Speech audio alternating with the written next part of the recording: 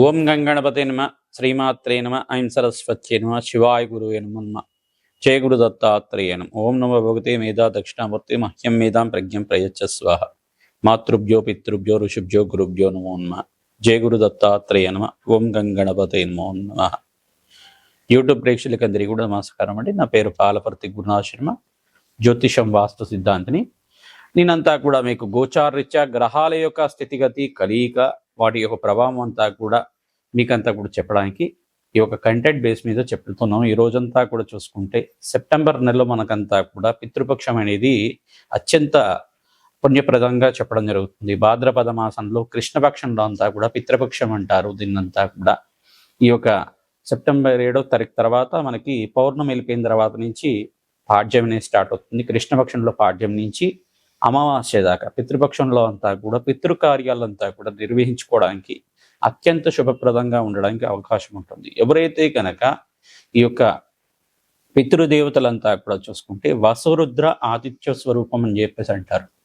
వసురుద్ర ఆదిత్య స్వరూపమైన పితృదేవతలంతా కూడా పితృపితామహ పరపితామహ సర్వై పితృణాం శాశ్వత మోక్ష సిద్ధి ప్రాప్త్యర్థం పరబ్రహ్మలోకస్థిరనివాసిత్యం అక్షయ పుణ్యలోకస్థిరనివాసిత్యర్థం అని చెప్పేసి అని మన సంకల్ప విధానంగా చెప్పుకొని పితృదేవతలకంతా కూడా తిలతర్పణము మరియు శ్రాద్ధ కర్మలంతా కూడా నిర్వహించుకోవడం వల్ల అత్యంత పుణ్యప్రదంగా ఉంటుంది.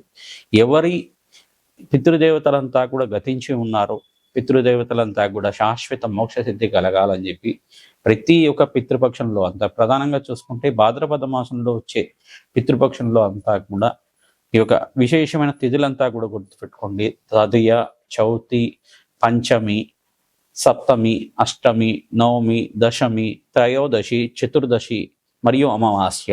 ఈ తిథుల్లో తప్పకుండా మీ పితృదేవతలు గతించిన తిథిని బట్టి కానీ మరియు పితృ అమావాస్య అంతా కూడా ఈ యొక్క భాద్రపద మాస అమావాస్య తిథి రోజు కానీ ఈ యొక్క అమావాస్య అంతా కూడా సెప్టెంబర్ నెలలో 21వ తారీఖు రోజున వస్తుంది. మనకంతా కూడా ఆదివారంలో వస్తుంది. మనకంతా కూడా చూసుకుంటే ఈ యొక్క పితృ దేవతలు ప్రీతికరంగా ప్రధానంగా చూసుకుంటే ఈ యొక్క పితృదేవతలు ప్రీతికరంగా తిలితర్పణాలు చేసుకోవడం కానీ మరియు పితృదేవతలు ప్రీతికరంగా మీరంతా కూడా శ్రాద్ధ కర్మలు నిర్వహించుకోవడం, పిండ ప్రదానం చేయడం, తిరపతర్పణం చేయడం మరియు స్వయంపాక దానం అనేది చేసుకోవడం, బ్రాహ్మణోత్వంకంతా కూడా వేద బ్రాహ్మణోత్వంకంతా కూడా సంకల్పపూర్వకంగా మీరంతా కూడా బ్రాహ్మణానాం మమదీమానం సాక్షాత్ నారాయణ స్వరూపాయ మహావిష్ణు స్వరూపాయ బ్రాహ్మణాయ అని చెప్పేసి అంటుంది వేదమంతా కూడా. వేద స్వరూపంగా, మహావిష్ణు స్వరూపంగా, బ్రహ్మస్వరూపంగా, ఈ యొక్క శివస్వరూపంగా బ్రాహ్మణంతా కూడా భావించి ఆ బ్రాహ్మణోత్మకంతా కూడా మీరు స్వయంపాక దానం ఇచ్చుకోవడం, పితృదేవతలకు ప్రీతికరంగా మీరంతా కూడా శ్రాద్ధ కర్మలు చేసుకోవడం, తిలతర్పణాలు చేసుకోవడం, పుణ్య కార్యక్రమాలు, గోమాత సేవ చేసుకోవడం అత్యంత శుభప్రదంగా ఉంటుంది. పితృశాపాల నుంచి బయటపడడానికి ఆస్కారం ఉంటుంది. ప్రధానంగా పితృదోషము, పితృశాపం అంతా కూడా మీకు పూర్వీకుల నుంచి సంక్రమించి ఉండొచ్చు. మీ జాతకంలో మీ యొక్క పూర్వజన్మ కర్మ సిద్ధాంతాన్ని బట్టి సంక్రమించి ఉండొచ్చు. ఈ యొక్క జాతక ప్రభావం నుంచి పితృదోషము, పితృశాపం నుంచి బయటపడాలి అంటే కనుక ఈ పితృపక్షంలో కనుక మీరంతా కూడా మోక్ష నారాయణ బలి విధానం కానీ ఈ యొక్క శాస్త్ర కర్మలు కానీ చేసుకోవడం వల్ల అత్యంత శుభ ఫలితాలు పొందడానికి ఆస్కారం ఉంటుంది. ఈ యొక్క కొంతమంది ఏం చేస్తారంటే పుణ్యక్షేత్రాలంతా కూడా బ్రాహ్మణ సమారాధన చేస్తుంటారు, అన్నదానం చేస్తుంటారు. దేవాలయ ప్రాంగణంలో అన్నదానం చేయడం వల్ల, పితృదేవతలకు ప్రీతికరంగా అన్నదానం చేయడం వల్ల అత్యంత శుభమైన ఫలితాలు, కోటి యజ్ఞాల ఫలితం కలుగుతుందన్నమాట. యజ్ఞాలు చేసుకున్న ఫలితం అంతా కూడా పితృదేవతలకి తెలితర్పణాలు చేయించడం వల్ల అత్యంత శుభప్రదంగా ఉంటుంది.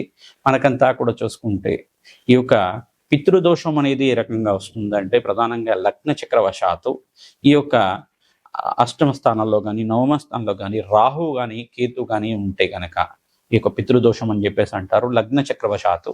మరియు ఈ యొక్క చతుర్థ స్థానం అంటే నవమ స్థానం పితృస్థానం అని చెప్పేసి అంటారు. ప్రధానంగా అష్టమ స్థానం ఆయుస్థానం అని చెప్పేసి అంటారు. ఈ స్థానాల్లో కనుక రాహు కేతులు కానీ ఉండి మరియు ఇక నవమ స్థానంలో కనుక రాహు కానీ కేతు కానీ ఉంటే మరియు శనీశ్వరుడు ఒక వీక్షణ, పరస్పర వీక్షణ అంతా కూడా సూర్య భగవానుడి మీద ఉంటే కనుక శనీశ్వరుడికి 3 దృష్టిలు ఉంటాయి అన్నమాట. త్రిపాద దృష్టి, సప్తమ దృష్టి, దశమ దృష్టి అనేది ఉంటుంది.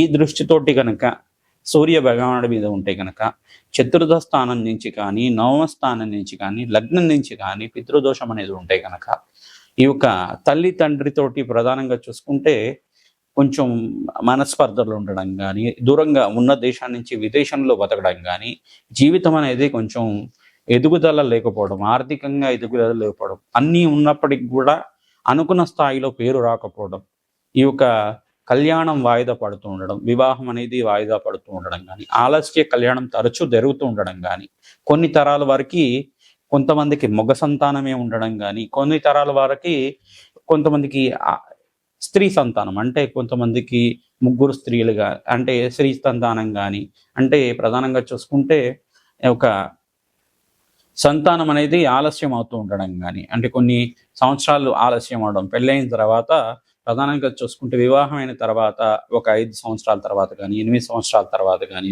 సంతానం అవుతూ ఉండడం కానీ, మిస్‌క్యారేజెస్ అవుతూ ఉండడం కానీ, ఇట్లాంటివి జరుగుతూ ఉంటాయి అన్నమాట. పితృదోషం, పితృశాపం ఉంటే గనక. పితృదేవతల ఆశీర్వాదం వరకే మనకంతా కూడా సంతాన యోగం సిద్ధిస్తుంది, వంశాభివృద్ధి కలుగుతుంది. ఇది అందరూ కూడా గుర్తుపెట్టుకోవాల్సిన విషయం. పితృదేవతల ఆశీర్వాదం ఉంటేనే వాళ్ళ అంశగా, వాళ్ళ యొక్క ప్రీతికరమైన అంశగా ఈ యొక్క సంతాన యోగం కలగడం, ఆ వంశాభివృద్ధి కలగడానికి కారకుడుగా జనించడం, మీకంతా కూడా జనించడం జరుగుతూ ఉంటాయి. పితృదేవతల ఆశీర్వాదం. కొంతమంది పిల్లలు చూస్తే పూర్వీకుల యొక్క తాత ముత్తాతల యొక్క పోలిక ఉందని చెప్పేసి పోలిక చూసుకుంటూ ఉంటారు. వాళ్ళ గుణగణాలు కూడా వచ్చే విధంగా ఉంటుంది. వాళ్ళ గుణగణాలు కూడా ఈ యొక్క మీ తాతగారు ఈ రకంగా చేశారు, ముత్తాత గారు ఈ రకంగా చేశారు అని చెప్పేసి చెబుతూ ఉండడం కానీ జరుగుతూ ఉంటుంది. తద్వారా మీకంతా కూడా శుభమైన ఫలితాలు వచ్చే విధంగా ఏం పరిష్కారం చేసుకోవాలి, ఈ మహాలయ పక్షం అని చెప్పేసి అంటారు, మహాలయ పితృపక్షం అని చెప్పేసి అంటారు. భాద్రపద మాసంలో వచ్చే కృష్ణపక్షంలో అంతా కూడా ఈ పితృపక్షము అని చెప్పేసి అనడం వల్ల ఈ పితృదోషం నుంచి బయటపడడానికి అత్యంత శుభమైన మంచి రోజులుగా చెప్పడం జరుగుతుంది. పితృపక్షంలో మీరంతా కూడా ప్రధానంగా చూసుకుంటే ఈ యొక్క పితృకార్యాలు నిర్వహించుకోవడం వల్ల అత్యంత శుభ ఫలితాలు పొందుతారు. మేషాది ద్వాదశ రాశుల వాళ్ళు ఏ కార్యక్రమం చేసుకోవడం వల్ల, ఎటువంటి పితృదానాలు చేసుకోవడం వల్ల అత్యంత శుభ ఫలితాలు పొందుతారు. వ్యాపారం అభివృద్ధి కావాలన్నా, మరియు వంశాభివృద్ధి కావాలన్నా, శీఘ్ర కళ్యాణ యోగం కావాలన్నా పితృపక్షంలో తప్పకుండా మీ యొక్క ఆ పితృదేవతలు గతించి ఉన్నవాళ్ళు తప్పకుండా మీరంతా కూడా తెలతర్పణాలు చేసుకోవడం, శ్రాద్ధకర్మలు ఆచరించుకోవడం, మరియు వసరుద్ర ఆదిత్య స్వరూపంగా ఉన్న పితృపితామహ ప్రపితామహ ఎవరైతే గతించి ఉన్న పూర్వీకుడి యొక్క సంబంధపానం అంటే బంధువులు ఎవరైతే గతించి ఉన్నారో వాళ్ళ పేర్ల మీద తర్పణాలు చేయడం, మీ పితృతిథి ఏదైతే ఉందో ఆ తిథి రోజున పితృదేవతలకు ప్రీతికరంగా ఈ యొక్క శ్రాద్ధ కర్మలు నిర్వహించుకోవడం, అమావాస్య రోజునైతే కనుక ఎవరైతే గతించి ఉన్నారో పుణ్యలోకాల్లో ఉన్నారో వాళ్ళకంతా కూడా స్వర్గరకంలో స్థిరనివాసం ఉన్న పూర్వీకుల యొక్క పేర్లు చెప్పి వాళ్ళ యొక్క పేరు మీద అంతా కూడా తిలతర్పణాలు చేసుకోవడం, తద్వారా వంశాభివృద్ధి కలుగుతుంది. తద్వారా మీకు అంతా కూడా చతుర్దశి తేదీ రోజునంతా కూడా కొంతమంది ఋషి తర్పణాలు అని చెప్పేసి చేస్తూ ఉంటారు. ఇవన్నీ కూడా ఉంటాయి అన్నమాట. తర్వాత తర్పణాలు అని చెప్పేసి అన్నప్పుడు మనకి ప్రధానంగా అగ్నిదేవుడికి ఈ యొక్క ఇద్దరు భార్యలు అని చెప్పేసి చెప్పడం జరుగుతుంది. స్వాహాదేవి, స్వదాదేవి అని చెప్పేసి ఈ యొక్క స్వదాదేవి అంతా కూడా పితృస్థానానికి అధిష్టాన దేవతగా చెప్పడం జరుగుతుంది. స్వదాదేవి ఆరాధన చేయడం వల్ల పితృదేవతలకు అత్యంత ప్రీతికరంగా పొంది పితృదేవతలంతా కూడా స్వర్గలోకంలో, వైకుంఠలోకంలో, బ్రహ్మలోకంలో, ఊర్ధ్వలోకంలో, పుణ్యలోకంలో స్థిరనివాసంగా ఉండడానికి ఆస్కారం ఉంటుంది. శాశ్వత శివలోక ప్రాప్తి కలగడానికి ఆస్కారం ఉంటుంది. మోక్ష సిద్ధి కలగడానికి ఆస్కారం ఉంటుంది. మనం చేసే పితృకార్యాల వల్లే పితృదేవతలకంతా కూడా ఆఖరి దప్పికలు లేకుండా ఉండడం, సకాలంలో వాళ్ళకి భోజనం అందడం కానీ జరుగుతూ ఉంటుంది. ప్రతిరోజు కూడా ఈ యొక్క అపరాహ్న కాలం అనేది ఉంటుంది. ప్రతిరోజు కూడా చూసుకుంటే 12 గంటల నుంచి 1:30 సమయం వరకు కానీ, 12:30 నుంచి మనకి 3:30 సమయం వరకు పితృపక్షం అని చెప్పేసి అంటే అపరాహ్న కాలం అని చెప్పేసి అంటారు. 12:30 దాటిన తర్వాత అది అపరాహ్న కాలం అంటారు. ఈ అపరాహ్న కాలంలో అంతా కూడా పితృదేవతలు మీ యొక్క గుమ్మం ముందు వచ్చి ఉంటారు. వాళ్ళంతా కూడా మీరు పితృకార్యాలు ఏమైనా చేస్తున్నారా, వాళ్ళ ప్రీతికరంగా ఏమైనా వంటకాలు ఏమైనా చేసి వాళ్ళకి నివేదన చేస్తున్నారా, లేదు వాళ్ళని తలుచుకుంటున్నారా అని చెప్పేసి అని చూస్తూ ఉంటారన్నమాట. మీరు ఏం చేయాలంటే ప్రతిరోజు కూడా ఏదో ఒక సమయంలో ఈ యొక్క మధ్యాహ్నం పూట 12:30 దాటిన తర్వాత పితృదేవత తలుచుకోవడం కానీ, వాళ్ళకి నమస్కారం చేసుకోవడం కానీ, గతించి ఉన్న వాళ్ళకి ప్రధానంగా వాళ్ళకి నమస్కారం చేసుకోవడం కానీ చేస్తూ ఉంటే కనుక పితృదేవతలకు ప్రీతికరంగా వాళ్ళకి ఇష్టమైన వంటకాలు నివేదన చేసి మీరు ప్రసాదంగా భుజిస్తూ ఉంటే కనుక పితృదోష నివారణ జరుగుతుంది. ఎవరికైతే శీఘ్రంగా కళ్యాణ యోగం కావాలనుకుంటే కనుక వీళ్ళంతా కూడా పితృదోష నివారణార్థం ఈ యొక్క శ్రాద్ధ కర్మలన్నీ కూడా, దోష నివారణ పూజలన్నీ కూడా చేసుకోవడం వల్ల అత్యంత శుభ ఫలితాలు పొందడానికి ఆస్కారం. సంతాన యోగం, శీఘ్ర సంతాన యోగం కలగడానికి, ఆలస్య వివాహాల నుంచి బయటపడడానికి, పితృదోషాలు పితృశాపాల నుంచి బయటపడడానికి, మాతృమూలకరమైన పితృదోషం నుంచి బయటపడడానికి ఈ యొక్క పితృపక్షం శ్రేష్టమైన పుణ్యపక్షంగా చెప్పడం జరుగుతుంది. పుణ్యక్షేత్రాల్లో కనుక శ్రాద్ధ కర్మలు ఆచరించుకోవడం అంటే మనకి సప్త పుణ్యస్థలాలు అని చెప్పేసి అంటారన్నమాట. ఈ యొక్క పుణ్యస్థలాల్లో అంతా కూడా ఆచరించుకోవడం, అనంత పుణ్య ప్రాప్తి కలిగే విధంగా చేసుకోవడం. ఈ అయోధ్య, కాశీ, ఈ యొక్క మధుర మరియు ఈ యొక్క పాదగయ అని చెప్పేసి అంటారు. గయాస్థానంలో అంతా కూడా పితృశాస్త్ర కర్మలు ఆచరించుకోవడం. బ్రహ్మకపాల దగ్గర అయినా కానీ, విష్ణుపాదం దగ్గర అయినా కానీ, బీహార్ దగ్గర ఉంటుంది ఆ ప్రాంతం దగ్గర. పిఠాపురం దగ్గర చూసుకుంటే పాదగయ ఉంటుంది, కుక్కుటేశ్వర క్షేత్రం దగ్గర ఉంటుంది అన్నమాట ఈ శ్రాద్ధ కర్మలు చేసుకోవడం. తెలంగాణ రాష్ట్రంలో చూసుకుంటే మనకి అల్లంపూర్ జోగులంద క్షేత్రం దగ్గర కూడా చేస్తూ ఉంటారు.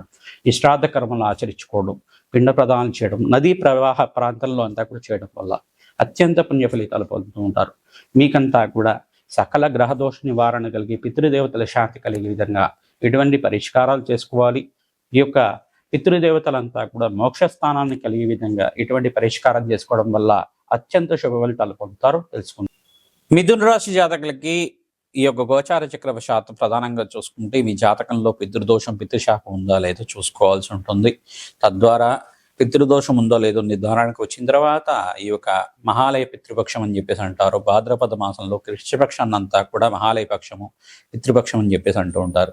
పితృపక్షంలో మీరంతా కూడా పితృకార్యాలు నిర్వహించుకోవడం, తిలతర్పణాలు, పిండ ప్రదానాలు కానీ, మరియు శ్రాద్ధ కర్మలు కానీ, మరియు ఇక్కడ చూసుకుంటే పితృదేవతల ప్రీతికరంగా స్వయంపాక దానం చేయడం కానీ అత్యంత శుభ ఫలితాలు పొందే విధంగా ఆస్కారం ఉంటుంది. ప్రతినిత్యం కూడా ఎవరైతే కనుక పితృదేవతల ప్రీతికరంగా శ్రాద్ధ కర్మలు తిథి రోజున కానీ, పితృపక్షంలో కానీ, అమావాస్య తిథి రోజున కానీ ఆచరించుకోవడం వాళ్ళకి వసురుద్ర ఆదిత్య స్వరూపంగా ఉన్న పితృదేవతల ఆశీర్వాదం అంతా కూడా శీఘ్రంగా లభిస్తుంది. పితృదోష నివారణ కలుగుతుంది.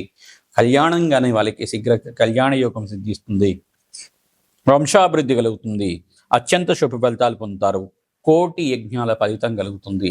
అక్షయ పుణ్యలోక ప్రాప్తి కలుగుతుంది. సర్వే పితృణాం శాశ్వత అక్షయ పుణ్యలోక స్థిర నివాసిత్యర్థం, పరబ్రహ్మలోక స్థిర నివాసిత్యర్థం అనే సంకల్పం చెప్తూ ఉంటారు ఎప్పుడైనా కానీ. తద్వారా మీకంతా కూడా పితృదేవతలకి మోక్ష స్థానంలో స్థిర నివాసంగా ఉండడానికి ఆస్కారం ఉంటుంది. వంశాభివృద్ధి కలుగుతుంది. శక్తి ఉన్నవాళ్ళు ఈ యొక్క గోదానం చేసుకోవడం వల్ల, ఆవుని దానం చేసుకోవడం వల్ల బ్రాహ్మణంతా కూడా దానికి 6 నెలల గ్రాసం కానీ, సంవత్సరం గ్రాసం కానీ మీకు శక్తి కొలది మరియు దక్షిణ సహితంగా, వస్త్ర సహితంగా, హిరణ్య సహితంగా అంతా కూడా చేస్తూ ఉంటారు. మీకు ఎంత శక్తి ఉంటే శక్తి కొలది అంతా కూడా ఆవు దూడ దానం చేసుకోవడం అత్యంత శుభ ఫలితాలు పొందడానికి ఆస్కారం ఉంటుంది.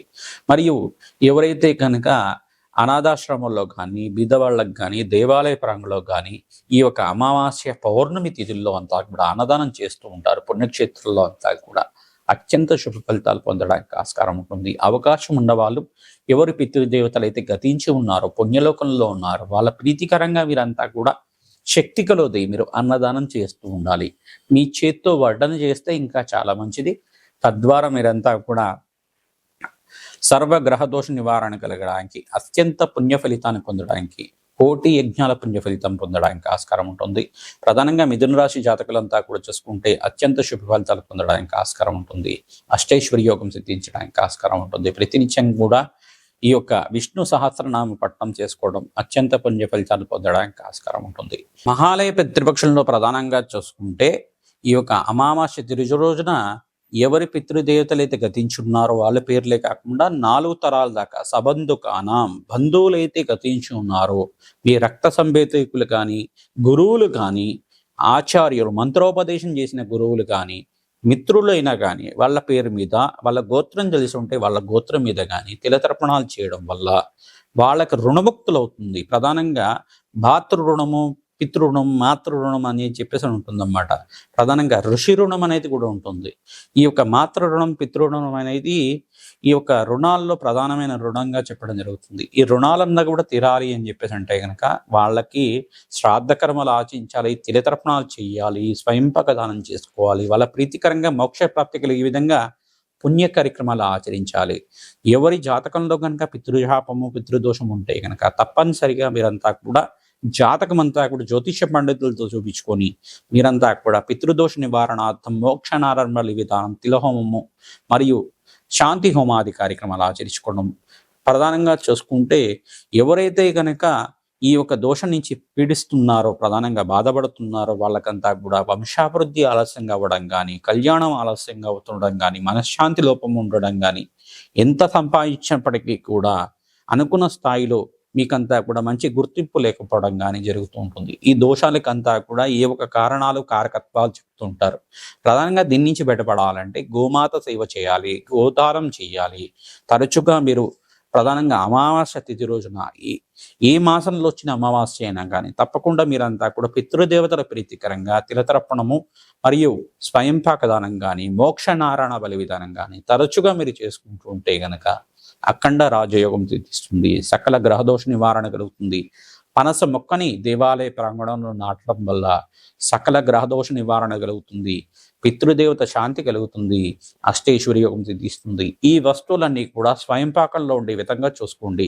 ప్రధానంగా పెట్టకుండా వస్తువులు ఏంటిదంటే ఉల్లిపాయ మరియు ఉల్లిగడ్డ కూడా పెట్టకూడదు.